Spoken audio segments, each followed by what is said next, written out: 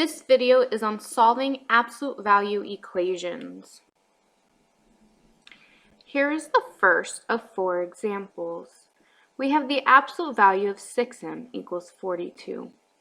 What that means is that whatever's inside the absolute value, in this case 6m, could either equal 42 or it could equal negative 42, because the absolute value of negative 42 is positive 42.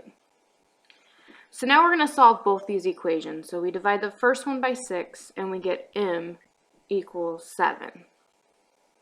We divide the second one by 6 and we get m equals negative 7. That means that the answer to this absolute value equation is m equals 7 and m equals negative 7.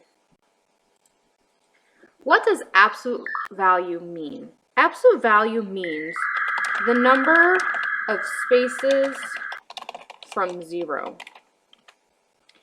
That means that the answer of an absolute value equation cannot be negative. We'll go into a little more details. But if I have a number line,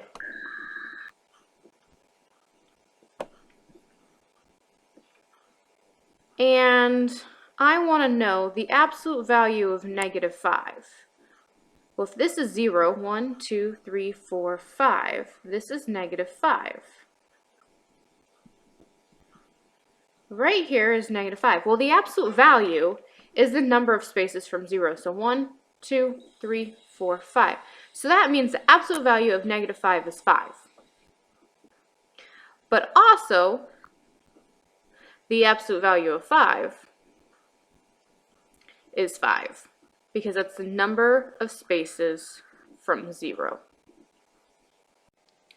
To go a little further in detail, is if we have the absolute value of x equals 5, that means that x could be 2 separate numbers. X could be 5, because the absolute value of 5 is 5, but x could also be negative 5, because both of those are 5 spaces from 0. That means most absolute value equations have 2 answers. Some may have no answers. Example number 2 is a step harder. We have negative 3 times the absolute value of p. So the first thing you have to do is you need to isolate the absolute value as if it was a variable by itself. So in order to do that, we need to divide each side by negative 3. So now we have the absolute value of p equaling negative 4. This is where we run into an issue. You can't have an absolute value be a negative 4, because you can't have negative spaces from 0. So anytime that you get an absolute value symbol equaling a negative number, the answer is no solution, because you cannot have negative spaces from 0. Example number 3. We have the absolute value of a minus 5 over 8 equals 5. So the first thing you need to do is you need to isolate the absolute value.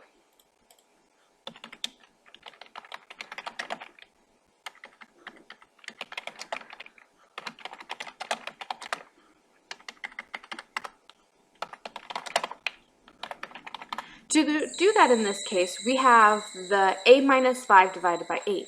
So now I need to undo division. So to undo division, I need to multiply. So I'm going to multiply each side by 8. So this gives me the absolute value of a minus 5 equals 40. Now that I have the absolute value symbol by itself, we're going to set it to the positive and negative of whatever that equals. And that's only if that number is a positive. So we're going to take a minus 5 and set it equal to 40. And then we're going to take a minus 5 equal to negative 40. So now we're going to go ahead and solve this. So I need to add 5 to both sides like you would a typical equation. So I get A equals 40 and A equals negative 35. Then what you can do is you can plug these back in to the original problem and solve it to see if you get 5 being the answer. So our last step is solve for variable.